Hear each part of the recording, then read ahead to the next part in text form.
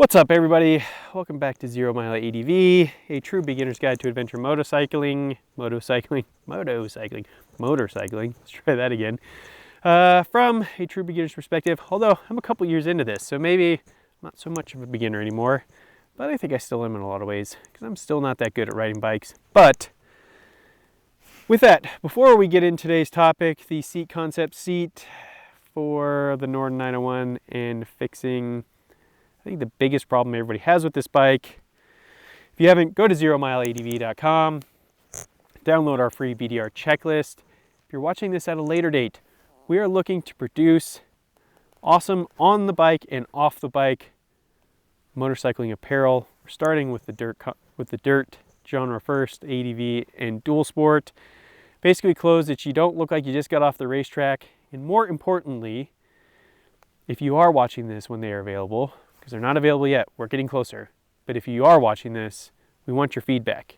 We want to know how to make them better. We want to provide you products that actually you enjoy and are actually working for you. So we want your feedback. Help us make amazing apparel that's just different. So with that, let's get into it. Did I fix the biggest problem with the Norden 901 Expedition? So if you haven't seen my video, I did a video comparing the Norden 901 to the Tiger 900, some pros and cons there. One nice thing about the Tiger 900 is the seat height is really, really accessible. I think if the geometry, the engine braking, and the suspension were a little bit better on that bike, it would be amazing looking back on it. But it's almost like if I could meld the two, because the biggest problem with this bike, two big problems, the seat is just super wide. And when you're like me and you're 5'9", you're like 30-inch inseam, not a very tall guy, with your legs kicked out, like sometimes it's almost impossible for me to get the kickstand up because of how, like, depending upon how far I have to reach down to the ground, my leg is stuck out so far, I can't kick the kickstand up, and that's a pain in the butt. That is a problem, and also the location of the catalytic converter.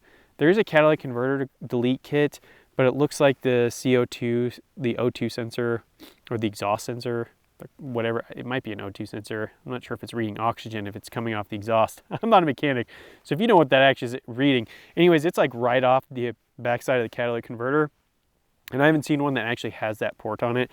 So you could decat it. I think it might be illegal depending where you are, like emissions wise. So you shouldn't decat it. Don't listen to me. Do not decat your bike. But anyways, where the catalytic converter is, it kicks up a lot of heat. So when I first got this bike this summer and riding it, it was hot.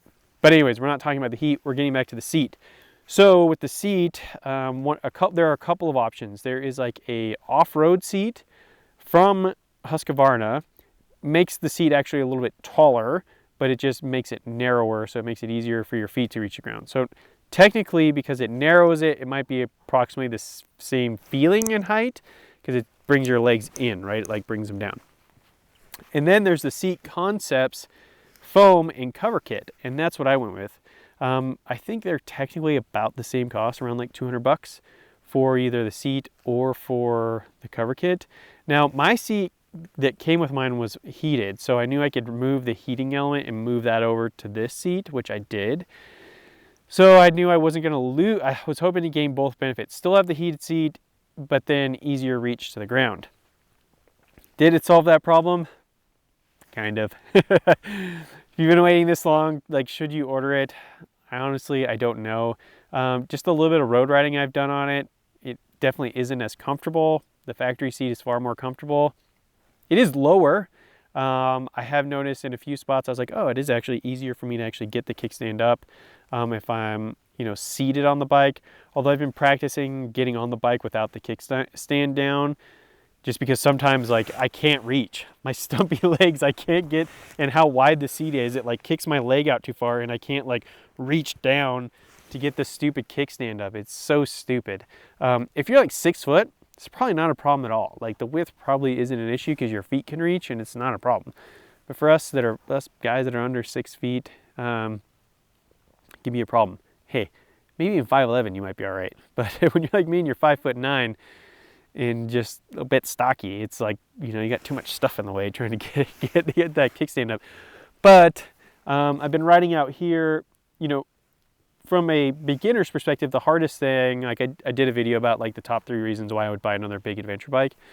And if you just saw my other CVO video, maybe I should sell that and get a big adventure bike like a BMW. If you saw my video on the BMW, I really did like that bike. It was awesome. I get it. I totally get it. Anyways, the hardest thing is really slow, right? It's like when you're going slow and the technical maneuvers, the weight becomes a problem. There's no denying it. So like if you're in technical stuff, a smaller bike, like the Honda, even though it's tall, because it's so narrow, it's really easy to get your feet to the ground, right? Like, so the seat height is tall, you have a lot of clearance, but the bike is so narrow, you can easily get your feet to the ground. This bike is tall and it's wide, so it's hard to get your feet to the ground, and it's a bit heavier. Although I've gotten kind of used to the weight on this bike. It doesn't really feel that big anymore. And I got stuck. Like, so it's been snowing out here, the dirt on the western slope. When it gets wet, it's like this crazy peanut butter mud. And I was like down over here trying to find some technical stuff to ride in to see how much of a difference the seat makes. I got stuck in this crazy mud, and I had to like basically pull this bike out of the mud. It actually wasn't too bad. I was sweating a little bit, but other than that, it wasn't so bad. So the weight on this bike, anyways, not as big of a problem as on like a full-size ADV bike. So yeah, like, I mean, back to like getting down in those tight situations where you're like trying to like use the hill to rock the bike up and get it turned around, you know, where you have to do like a 100-point turn to get the bike out. You want to be, you need to make it easier to get your feet on the ground. Like on the Tiger 900, super low seat height, the bike is relatively narrow, really easy to do in those tight situations. It's the biggest complaint with this bike, not so much. It is a little bit easier with this seat. I don't know how much easier. I did notice, I think I mentioned earlier about like being able to get the kickstand up easier, but I didn't notice enough to be like, wow, this is a noticeable difference. It's way easier to touch the ground and things seem a lot better. And like when you're standing on the bike and going through the rough stuff, the seat still feels the same. So like when you're riding, standing, still feels the same, not really any difference. Building the seat and putting the cover on, super easy. Actually, I'd never done one, but I just followed their instructions on Seat Concept seats. I did get like a staple gun for like $30 at Harbor Freight, so it's cool. I did have to invest in like an extra tool, but it's probably good to have that kind of tool on hand. If I had to fix a dining room chair or something, now I could because I have the glue and I have the staples. But all in all, it was pretty easy to do. I did mess up. Like I kind of like stapled in the wrong spot and I kind of poked a hole on the side, so I kind of like a little bit of a blemish on the side of the seat. That was my first go learning lessons there. All in all, pretty easy to do. Took me maybe an hour or so to get everything switched over, maybe a couple hours. It was a fun evening project. I think we like it. I like the look of it with that yellow stripe, kind of ties in with the yellow at the front. So I think it looks cool. Not as comfortable on the road. It is lower. It's a little narrower. It is a little easier to get to the ground. I'm not sure how much comfort I lost on long distance. Hopefully it'll break in. I do have a Seat Concept seat on my Honda 450 RL. Did like a 110-mile day in Moab on that thing. And honestly, this might be too much information, but I thought I had pooped my pants towards the end of that ride. I had to stop at the bathroom and check because like my butt felt so weird. I was like, did I get really scared on that single track and poop myself and I didn't realize it? But actually, no, it was just my butt was numb. So it was like, it made me feel like I was carrying a load in a diaper or something. But I had to like stop and check because my butt was so numb. So, but again, like it's the Honda, I'm not sure what you can do. I think it more just comes down to the narrowness of that seat. Not even though with the Seat Concept seat is wider, I think it just comes down to the narrowness of it, where this seat is super wide. So I doubt I'll have that problem, but it is a lot more firm. Definitely firmer. Anyway, so would I recommend, if you have a Norden 901, would I recommend you buy the Seat Concept seat? Honestly, probably not, if I'm honest. I'm not sure it makes that much of a difference. I might just stick with the factory seat, especially if you get the Expedition and yours is heated. You don't have to re-put on the heating element and deal with all that jazz and whatnot. I don't know that it was worth it. So I hope you found this helpful. Still a great bike. I love the suspension on this thing.